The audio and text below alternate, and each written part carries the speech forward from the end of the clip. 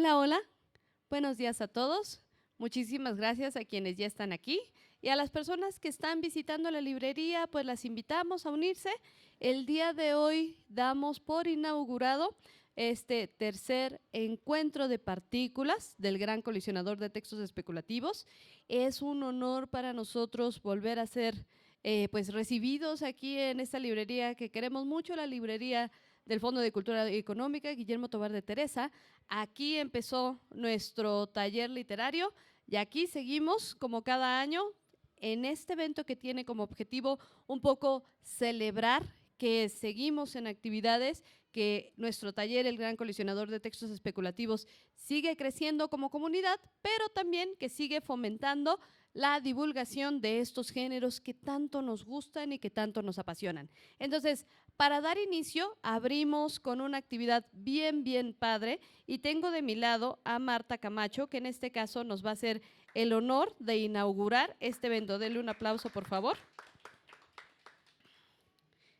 Marta Camacho, para que la conozcan, es nacida en Zacapu, Michoacán, no voy a leer el año, con estudios de licenciatura en Matemáticas Aplicadas y Computación de la FES Acatlán. Es repostera y mecánica de motos, alpinista, surfer, corredora de maratón y nada más le falta visitar Marte, por supuesto.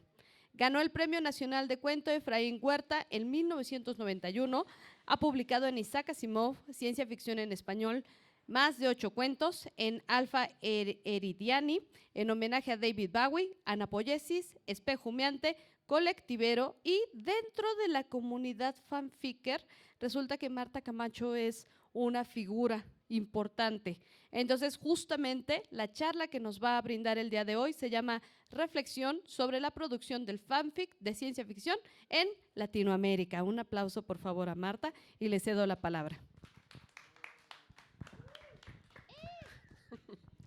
Muchas gracias, Mical. Hola, buenos días a todos, muchas gracias. Sí, mi tema es un poco fuera de lo común dentro de lo que escribimos para lo que es ciencia ficción. Me voy a apoyar mucho en texto porque soy muy dispersa. Sí, hice la presentación en escrito precisamente por eso. Sí, escribo fanfic desde el año 2009.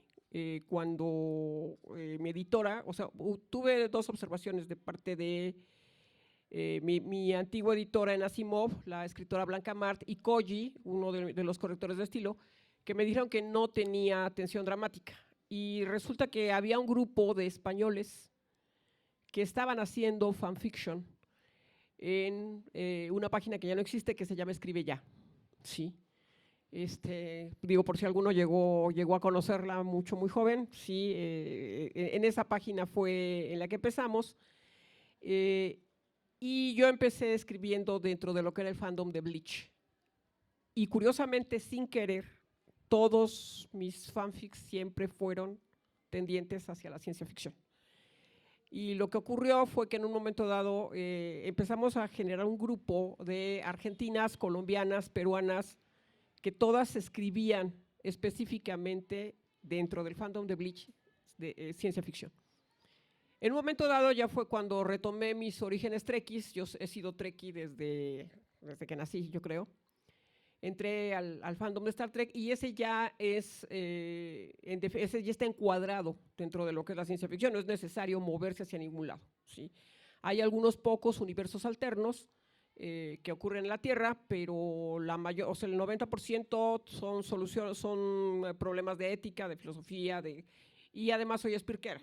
Sí, entonces, mi nave, en ese momento era la USS Erasmus, decidimos hacer un fanzine para ver hasta cuánto se podía hacer en español, porque la mayoría de los fanzines que empezaron en 1970, 69-70, cuando todavía se transmitía la serie original, se pasaban de mano en mano. El que hicimos dentro de mi nave, nos reunimos 10 escritoras, 10 fanzineras de diferentes países, mexicanas, colombianas, peruanas y argentinas. Nos unificamos todas en una nave, se vendieron 20 ejemplares de recibimos apoyo tanto de Base Aztlán como de la USS Prometeo, que son los clubes grandes aquí en México. Y recibimos también permiso de It's Totally Legal, que es una asociación que se encarga de que tengamos no permiso, sino la capacidad legal de poder vender los fanzines sin que tengamos ningún problema, lo cual fue un experimento muy padre. Sin embargo, antes de arrancar con el fanzine, yo hice una cosa totalmente ilegal. Hay escritos que no podemos hacer como fanzineras. Por ejemplo, mamá Úrsula K. Lewin nos prohibió estrictamente bajo la ley que no podíamos escribir sobre ella. No podíamos utilizar ninguno de sus textos de ciencia ficción, ni tampoco Octavia Butler. Octavia Butler específicamente porque no quería que ninguno de sus personajes, sobre todo sus Oankali, terminaran como personajes de Disney. No quería que se desarrollaran como personajes. Entonces, por eso, esa fue la razón por la que lo prohibió. El primer fanfic que yo hice de Star Trek crossover con Imago de Octavia Butler tuvo 86 lecturas diarias en 20 países, más o menos. Sí, o sea, fue un… Pero además me empezó a pasar una cosa muy interesante, estaba yo todavía en Live Journal, fue que los fans de diferentes países me mandaban una foto de Imago o una foto de un Oankali dibujado. O sea, lo que empezó a pasar fue que a partir de un fandom, los chiques empezaron a leer el libro original. Y hubo quien tenía su trilogía Genogénesis, o sea, empezaron a leer a Butler, sí. Y eso a mí me pareció como que un poco extraño que empezaran la siguiente parte, el siguiente pico que notamos, lo notamos Raciel L. Castillo, que es colisionadora también y que no puede estar porque está en Perú. Ella es muy fan de No tengo boca y quiero gritar, sí. Y también es fan de Arcane. Hizo un crossover de Arcane con No tengo boca y quiero gritar, y ese fanfic el primer día tuvo 200 lecturas. Empezó a tener 200 lecturas diarias. Nadie sabía de qué se trataba No tengo boca y no quiero gritar, pero ¿qué fue lo que consiguió? Que un montón de gente empezara a leer el libro. Se nos atravesó en ese momento el Omega Sember. No les tengo que explicar qué cosa es un universo Omega ni nada por el estilo, pero lo más cercano que tenemos a un universo Omega dentro de la ciencia ficción es La mano izquierda de la oscuridad. Sí. Y yo puse el comentario de que era lo más cercano que había a un universo Omega. Y uno de los administradores de fanfics en Facebook consideró que era un dato importante y lo puso como post. Y entonces se convirtió en una Biblia para poder hacer el Omega Sember, y estoy hablando de 2024. Sí. Eso fue lo que me hizo a mí hacer el siguiente experimento, que aquí quiero responsabilizar a la académica Marina Gavito, porque ella fue la que me dijo: lo que estás haciendo es una prueba de la teoría de la recepción, Marta. Por eso tu experimento funciona.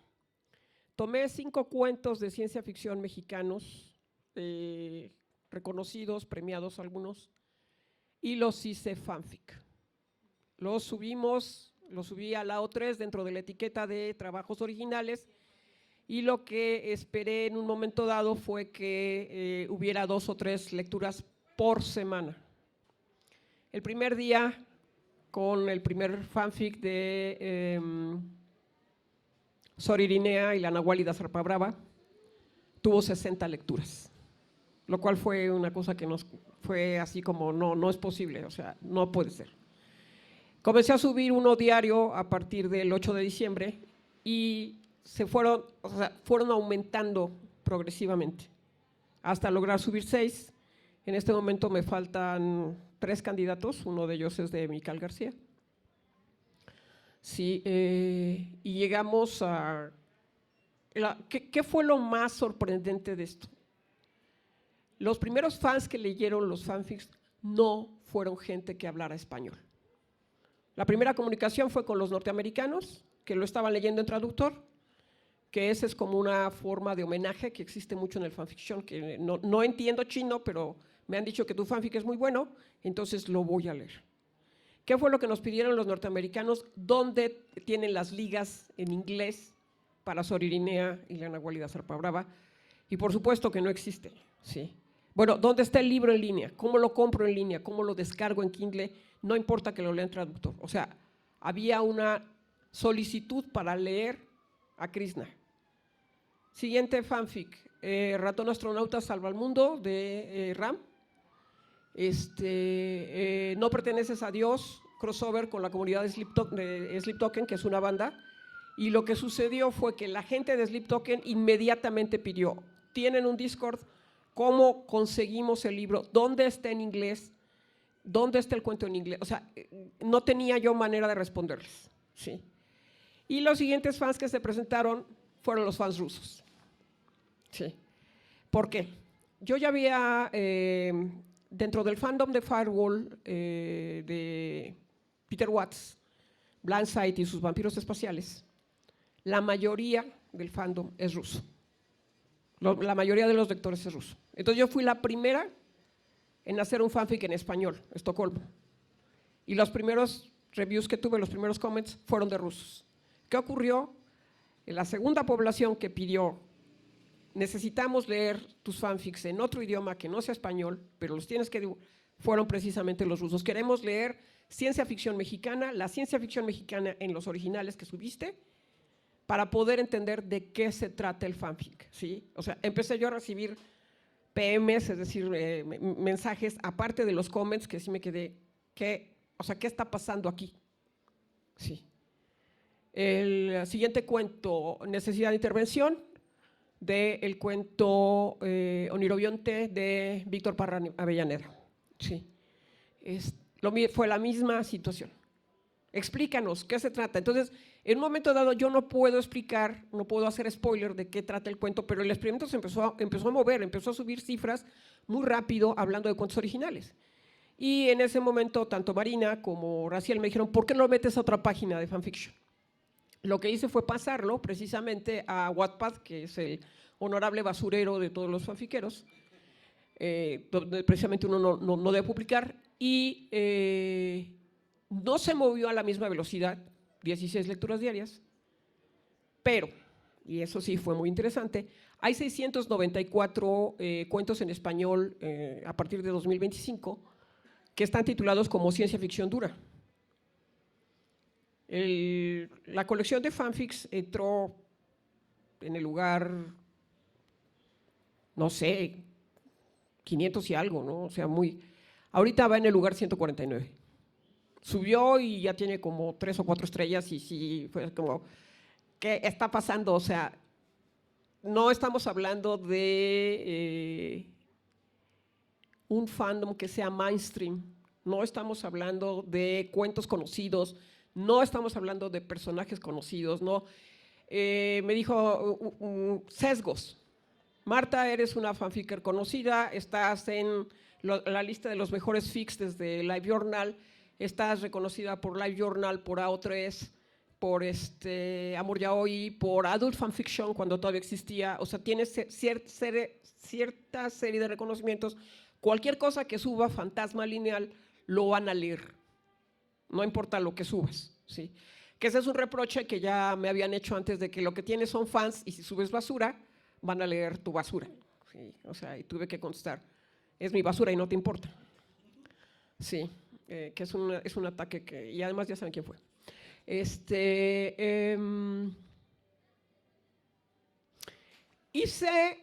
Traté de hacer, pero son gráficas bastante ilegibles, porque están hechas para que los manejemos los fanfiqueros, por eso no las subí, ¿no? Pero lo que hice fue una pequeña investigación. En Fanfiction.net en este momento hay 200 fanfics de ciencia ficción contra 265,000 en inglés. Esos son los que hay en español, sí. No tienen más de 8 a 10 lecturas. Que los nuestros, y digo los nuestros porque no son míos, aunque yo los haya escrito, hayan tenido 60 lecturas diarias,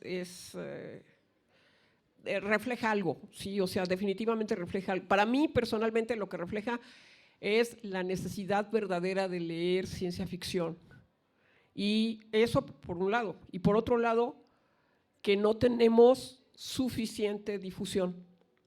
¿Sí? Se convirtieron como en una especie de comercial.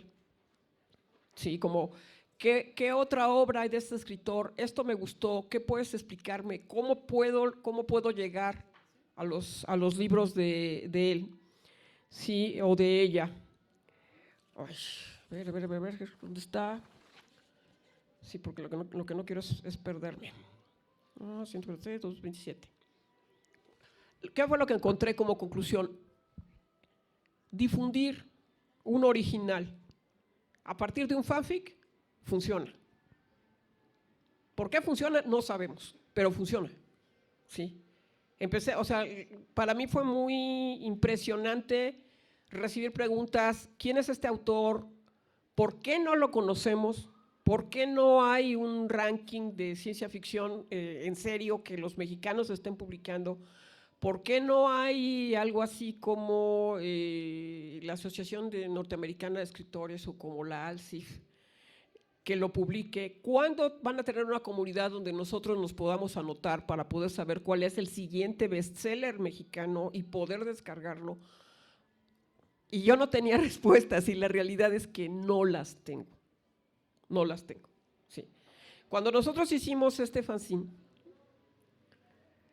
no pensamos que se fuera a vender. Todavía se vende, todavía de repente nos piden ejemplares, todavía nos piden impresiones, todavía se exporta. Sin embargo, hay algo que les quiero enseñar. Este es un fanzine hecho acá en México, ¿sí? Y este es uno norteamericano. Esa es la diferencia, ¿sí? Este norteamericano está hecho, es del fandom de Hannibal, ¿sí? Se hizo, Marta de Laurentiis, que es la productora, dijo que iba a permitir todas las licencias para poder hacer este fanzine, ¿sí? Con una única condición: que AO3 no interviniera y no aportara ni un centavo. Ella pagó completo el fanzine. Mi hija participó, es dibujante dentro de este libro, ¿sí? Recibió 5,000 pesos por su dibujo y 20 libros. Sí. Se empezaron a distribuir gratuitamente. En este momento son de colección y cada libro de estos cuesta 2,000 pesos. Y es un fanzine. ¿Sí? No sé cómo podemos pasar de esto a esto y cómo todo lo que se puede escribir se puede, no sé, o sea, todo lo que se puede escribir se puede fanfiquear. Y a partir de ahí le picas la curiosidad a la gente para saber de qué está hablando esto. O sea, yo quiero saber qué fue lo que pasó, cómo fue, de qué se trata el libro original. Sí. Ahora, si tienen alguna pregunta, este es el momento. Sí, o sea, en realidad no tengo una forma de terminar esto. Sí, esto es una investigación que estoy empezando.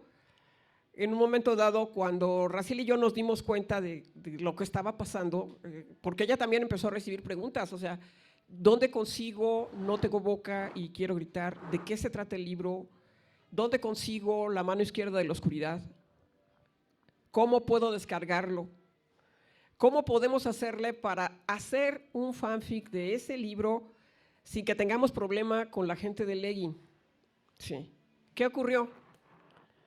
A partir de enero de 2025, los herederos de Úrsula dieron permiso al archivo, a la O3, y hay 20 fanfics ya de Úrsula K. Le Guin. Sí. Todavía no comprende, apenas es de la parte de Terramar, porque es muchísima la obra de mamá Úrsula, y bueno, la frase que ella nos decía es: no les voy a permitir a ustedes, mocosas, que cometan incesto con mis propios hijos, porque eso fue lo que nos dijo. Sí. Nosotros no tenemos, una cosa es que seamos lectores de ella, pero no tenemos particular simpatía por ella como fanfiqueras. Sí. Es todo este trabajo que se hace, que es absolutamente subterráneo, que es totalmente de fanáticos, ¿sí? Es muy, muy interesante. Me gusta mucho la palabra fan, ventilador, porque tienes que ser fan de algo a muerte para meterte a eso de por vida.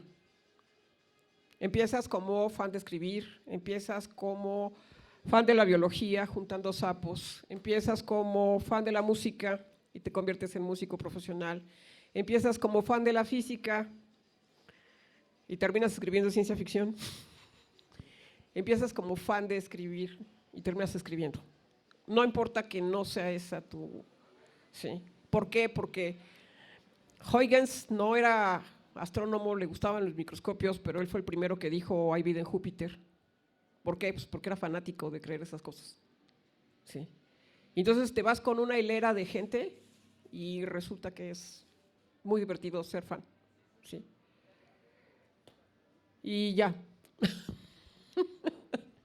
Digo, creo que esto es una demostración de que, o no es una demostración porque no tenemos terminado el experimento. Mi ambición es llegar a unos 20 fanfics de originales, de cuentos originales de ciencia ficción mexicana y ver, contemplar en las gráficas cuánto se vende. Una de las cosas que hicimos con Óscar González de Colectivero fue que se fanfiqueó el ultrasonido de Coatlicue, y lo que yo hice fue hacer la precuela. Es decir, si alguien ha leído el ultrasonido de Coatlicue, Metzli, la antropóloga, descubre que hay algo en Coatlicue, ¿sí? Pero lo descubre, entonces nos pasamos al fanfic, porque la niña Metzli, cuando fue al Museo de Antropología en 2014, descubre que están poniendo la reja Zompantli y también descubre que eso no es una reja, sino que es un hechizo para mantener encerrados a los dioses dentro del museo. Y desde ahí se queda intrigada y eso es lo que la convierte en antropóloga. Y entonces ya tengo yo todo el trasfondo, ya tengo todo para arrancar, para que de ahí arranque. Y entonces, cuando ya lees el cuento de Morbius, dices, entonces eso fue lo que pasó antes. Gran parte de lo que hacemos como fanfics es inventarnos lo que el autor no quería decir, lo que le faltó por decir, lo que no dijo o lo que había pasado antes. ¿Sí? Y otro sesgo que encontramos que fue entre el 80 y el 90% del fanfic tiene que ver con sexo, morbo y otras cosas. Ninguno de estos cuentos los tiene, ninguno. ¿Sí? Bueno, creo que uno, sí. Pero no sé, vaya, es asombroso que sin tenerlo haya sido leído. Eso es lo que ha sido una experiencia muy, muy interesante. O sea, para mí la idea es que lleguemos a 20, ver hasta dónde se mueve y regresando a lo de Coatlicue. Hablé yo con Óscar y le dije, Óscar, estamos haciendo esto, estoy haciendo esto, necesito que me registres cuántas lecturas tiene Coatlicue y si recibes solicitudes de venta, pero necesito que cheques si son rusas, si son norteamericanas, si son… Y todavía está en vigilancia, pero ha habido 2 ventas más. Y esas 2 ventas más, del 8 de diciembre para acá, pues fue notorio, sí. O sea, inmediatamente le dije, necesito que estés atento. ¿Por qué? Porque esto es un comercial. Vamos a ver si funciona. Si alguien tiene alguna pregunta.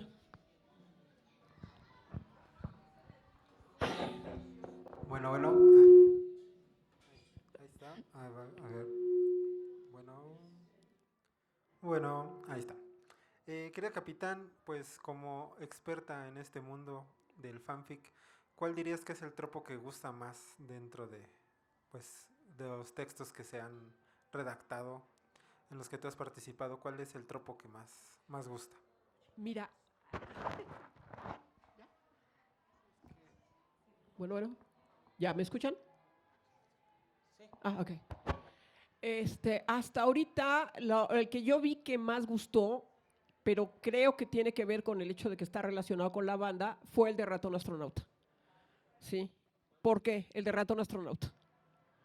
Porque en el cuento original, lo que hace José Luis es que llega Cthulhu a la Tierra y descubre que los humanos somos unos miserables, desgraciados y que no servimos para nada. Y entonces su personaje, la ratona astronauta, fue, lo que hace es intervenir y decirle algo así como no los mates, ¿no? Y entonces Cthulhu descubre, porque es destructor de mundos, su personaje descubre que la ratoncita tiene pureza de alma y decide no destruir a la Tierra, por eso se llama ratón astronauta salva el mundo, ¿sí? Pero la mata a ella. La mata a ella, o sea, el sacrificio es de ella, ¿sí? Y entonces lo que yo hago como fanficker es volteársela. Lo que hago es que el cantante principal de Sleep Token, Bessel, genera una línea de tiempo y habla con la ratona. Y le dice, ¿sabes qué? Dice, desde un paramecio, un protozoario, una secuoya, hasta el último de los terranos, somos valiosos. Y tú también. No voy a permitir que te mate. Y se la lleva. La regresa a su propio lugar feliz, ¿sí? Y Destructor de Mundo se queda en la ira porque le prometió que no iba a matarla y le prometió que no iba a matar a los terranos, ¿sí? Y eso cambia el juicio moral porque la vida es valiosa, ¿sí? Entonces ese fue, dentro de todos, ese fue el más. El siguiente fue el de Vic, porque él diseñó su onirobionte. Su onirobionte es un animal, es un pez, que llevas dentro del cerebro y te permite soñar, ¿sí? Y cuando sueñas, tu salud mental permanece, ¿sí? La gente empieza a enfermarse, a morir, hay una especie de plaga, pierdes el onirobionte, él consigue un cultivo de peces especial, su doctora, la doctora Jackie, te abren el cráneo y lo mete. ¿Qué hago yo en el fanfic? El alumno de la doctora Jackie, que por supuesto, curiosamente se parece a Víctor, encuentra un método en el cual puede meter el pez por cateterismo, la secuencia proteica, y se genera el onirobionte solo. Acaba de hacer la operación, van y lo despiertan y dicen, oiga, doctor, hay un chavo aquí que no quiere el onirobionte, quiere que se lo saquen ya. Se queda, ¿pero por qué? O sea, no puede ser, o sea, ¿cómo alguien puede negarse a soñar? Y cuando va a verlo, le dice, bueno, lo que ocurre es que mataron a mi esposo, mataron a mis hijos, y a mí también me hirieron. Yo no tengo ninguna razón para vivir, ninguna razón para soñar. Lo que va a pasar si sigo soñando es que voy a digerir el trauma y no quiero digerirlo. Dice, bueno, es que si le sacamos eso, usted se va a morir en 15 días. Dice, sí, por eso quiero que me lo saquen. Pero no podemos hacer eso porque es nuestro juramento hipocrático, ¿sí? Entonces, él no lo quiere hacer, pero su ayudante médica, que por cierto tiene el nombre de Anaís, dice, bueno, yo asumo la responsabilidad porque yo quedé viuda y sé lo que es estar soñando repetitivamente con la imagen de alguien a quien amaste y perdiste. Y cuando lo discutí con Vic, en ese momento él no se había dado cuenta que podía existir alguien que no quisiera volver a soñar. O sea, lo que haces como fanficker es algo que el autor no vio. Esos dos fueron los más. El tercero fue el del doctor Lisiaga, que llega el doctor Lisiaga todo. Yo le di una facultad a Sor Irinea y a la Nahuálida, que es saltar en el tiempo, en cada una de las tormentas de arena que se topa ella en su viaje por el desierto cuando viene para Nepantla, antes de lograr llegar a la nave, ¿sí?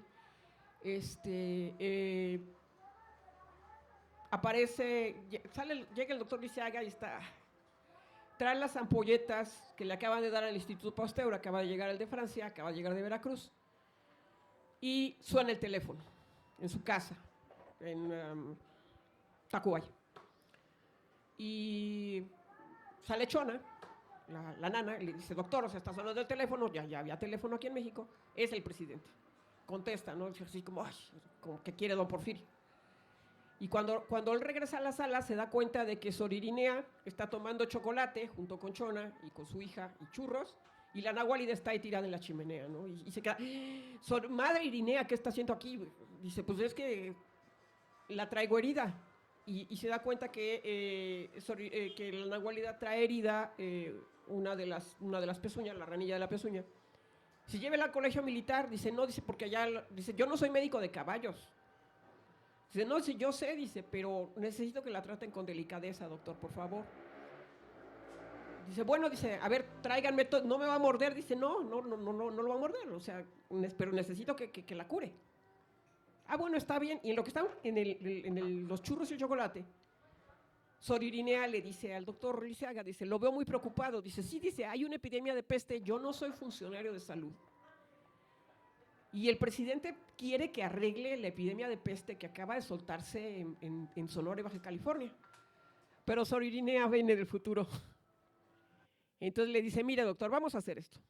Usted cure a Zarpa Brava y yo le digo cómo vamos a resolver la epidemia. Y en ese momento Sor Irinea le da al doctor Liceaga todas las bases para resolver la epidemia de peste y cómo tienen que utilizar la vacuna de rabia, porque tenían que matar primero a todos los zorrillos, para poder solucionar la epidemia. Y esas bases que le dio Sor Irinea al doctor Liceaga se utilizan 100 años después en la primera epidemia que tuvo México de H1N1, porque no teníamos otro plan de epidemiología que irónicamente pone como punta de lanza a México 100 años después. ¿Sí?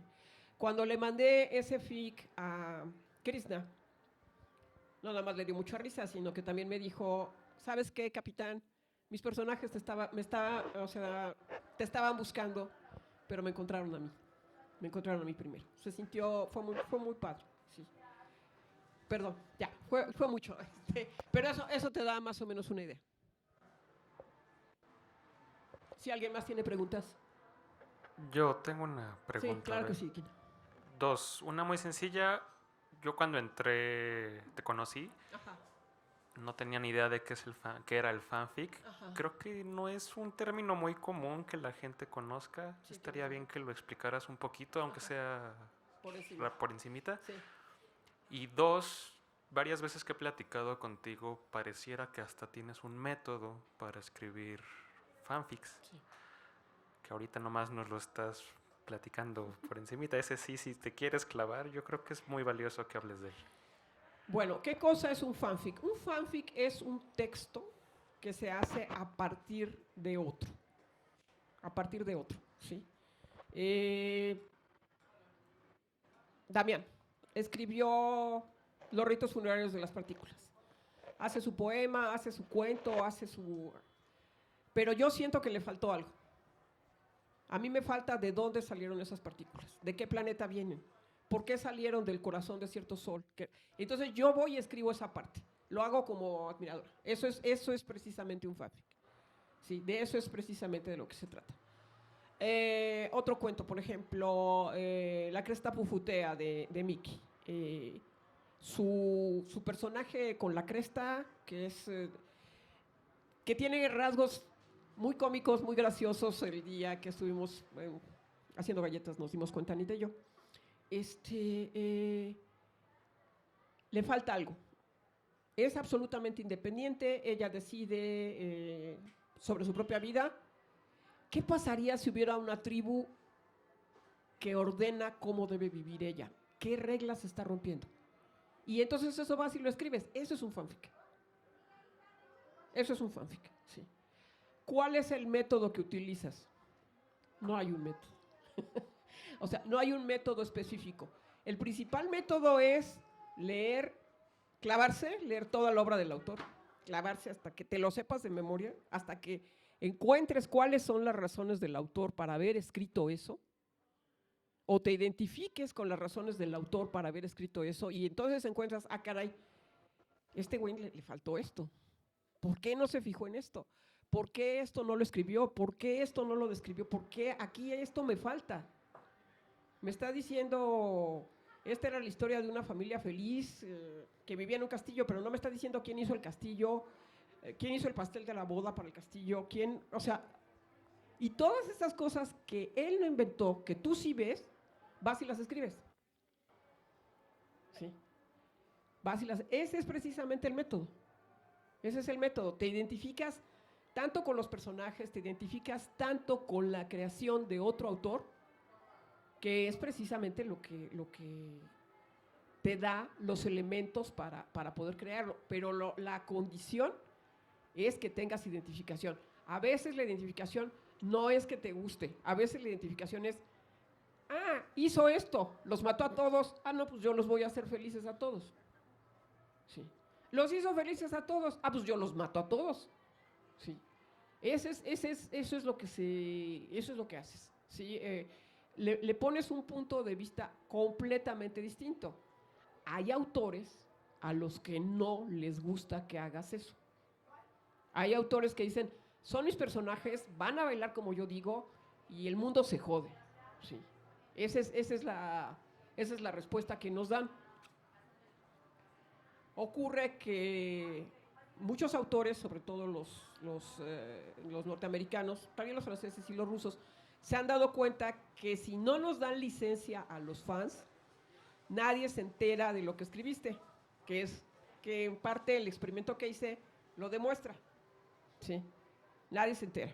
Y entonces el chiste es alentarlos. Cuando se hizo Raw, que Marta de Laurentiis no podía creer que hubiera tanto fandom en ese sentido, hasta que fue a una convención. ¿Qué fue lo que hizo? Lo siguiente fue ordenarle a los actores que ellos tenían que presentarse a cada convención, casi como pareja, y que si no iban, no se les iba a pagar. ¿Sí? Y eso hizo crecer el fandom, pero tremendamente. Entonces, con eso te das una idea de cuál es la identificación que se tiene, pero no basta. Encontré una nota, desmiéntanme, no lo sé, ahí sí no lo sé. Encontré una nota en Wikipedia en inglés donde se dice que Andrea Chapela fue fanfiquera. No sé de qué fandom. Harry Potter. Con razón. Sí. ¿Completo? Sí, o sea, los que hacemos fanfics de ciencia ficción estamos peleados seriamente con la gente de fantasía, entonces, con razón. Esa es la razón por la que yo no la conozco. Sí. O como me dice Marina Gavito, no vamos a hablar de fantasía, Marta, porque si no... ¿Alguna otra pregunta?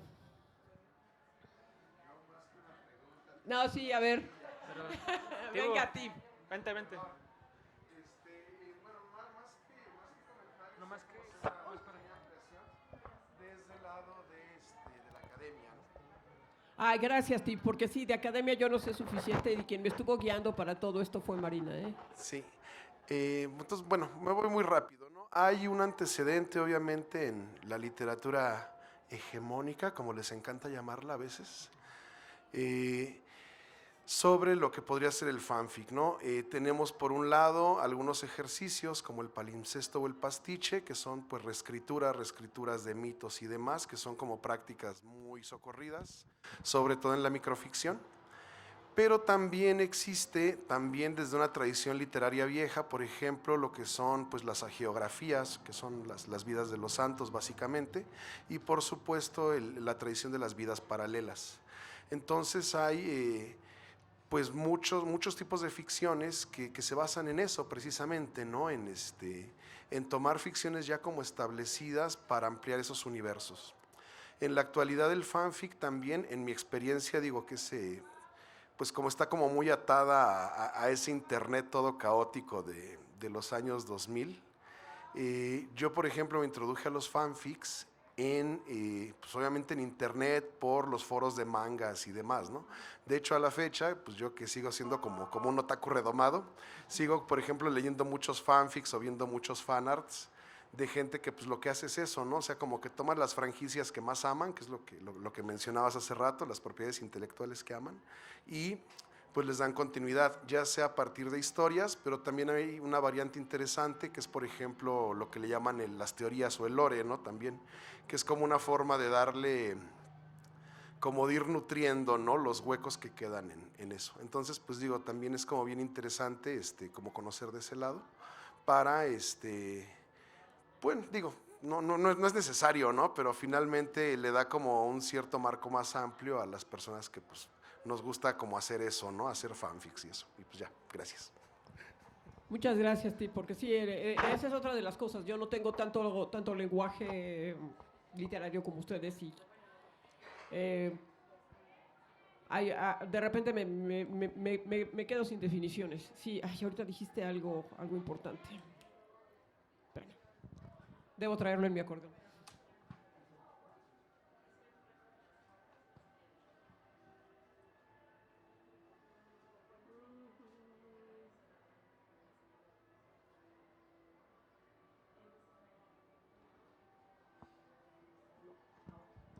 Se me pasó.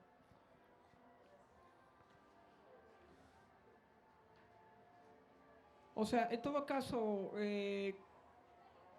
descubrimientos de esto que no fueron más que confirmaciones. La gente quiere leer originales, quiere saber de dónde vienen los originales.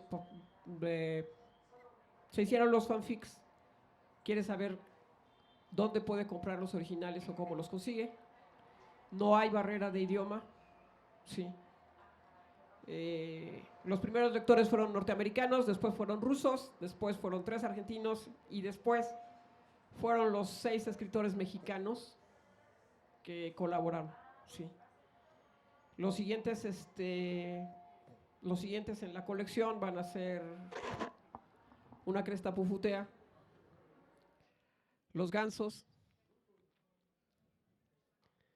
y Las partículas. Sí, ahora, escribir un fanfic completo en 24 horas, créanme que ha sido, sí, ha sido muy divertido y también ha sido un honor, la verdad, también ha sido un honor.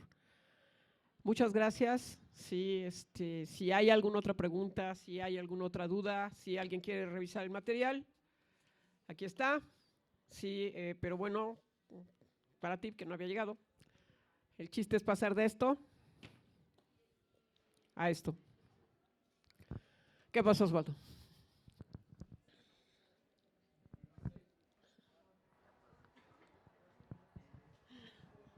Viendo lo que escuché allá y hablando de fanfic, me hizo pensar que quizá la obra más importante en español, El Hijo de la Mancha, era un fanfic, ¿no? Porque Sí, claro. y si así lo vemos, casi cualquier cosa es un fanfic. De hecho, sí. De hecho, en mucho, sí. Pero, nosotros los fanfiqueros tenemos una distinción entre nosotros que no ganamos nada y ustedes que son profesionales. Sí. Hacemos esa distinción. Nosotros que hacemos este tipo de cosas y utilizamos el internet y ustedes que hacen esto. Sí. Tenemos una distinción como muy clara. Sí. E incluso cuando vas a hacer fanfic de y ya en estos tiempos vas y buscas al autor y le dices, oye, ¿puedo hacer fanfic de serie B? No puedes hacerlo. Ah, bueno, está bien. Hay que esperar a que se muera, hay que darle un poco de tiempo, o hay que hacerlos en alguna parte, hay que disfrazarlos para que no se vea. Sí. Eso es lo que… Pero el chiste es hacerlo, el chiste es escribirlo. Sí. No sé si eso contesta, no sé si… O si nada más era comentario. Sí, ok. Si algo me falta, a ver, camarada Sidorova, dígame. Ajá. Para no estar tan cerca de la bocina. Porque además tú perteneces también a mi fandom. Claro. Creo que hay un tema muy interesante también de todos los debates que se han dado, en particular, por ejemplo, Anne Rice, que famosamente era una autora tan anti-fanfiction que por ahí de los finales de los 90 les mandaba cease and desist cartas a los fans. Entonces, en la página fanfiction.net era como de, puedes hacer fanfic de lo que tú quieras, pero por favor no lo hagas de Anne Rice porque va a venir y demandarnos. Lo cual ahorita creo que ya no es la actitud prevalente, pero vamos a ver que como que hay una generación, siento yo, un poquito más antigua de autores como George Martin, que se ha pronunciado en contra de los fanfics totalmente, pero autores modernos que son personas que ellos mismos escriben fanfic. Por ejemplo, Naomi Novik, que fue la fundadora de Lego Free, que es también una autora publicada. O tenemos a Tamsin Muir, que en Gideon la novena, ¿no? Tiene una parte que los personajes básicamente alucinan un fanfic con ellos mismos. Pero que son autores que llegan y que muchas veces creo que autores modernos de ciencia ficción, fantasía y otros géneros especulativos llegan habiendo escrito fanfic, ¿no? Que muchas veces es el primer acercamiento a la escritura porque es lo accesible, ¿no? El internet es lo que está ahí. Y bueno, gracias. Muchas gracias.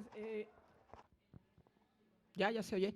Ahorita que estás mencionando esto, me estaba acordando. Hay un fanfic del desgraciado Neil Gaiman que se llama Estudio en Esmeralda, de Sherlock Holmes, que ganó el Hugo, que fue el que inauguró la categoría de fanfiction dentro del Hugo. Sí, porque está bien escrito y que además es, bueno, me parece, dentro de lo que es terror cósmico y fantasía, me parece muy, muy bueno. Sí.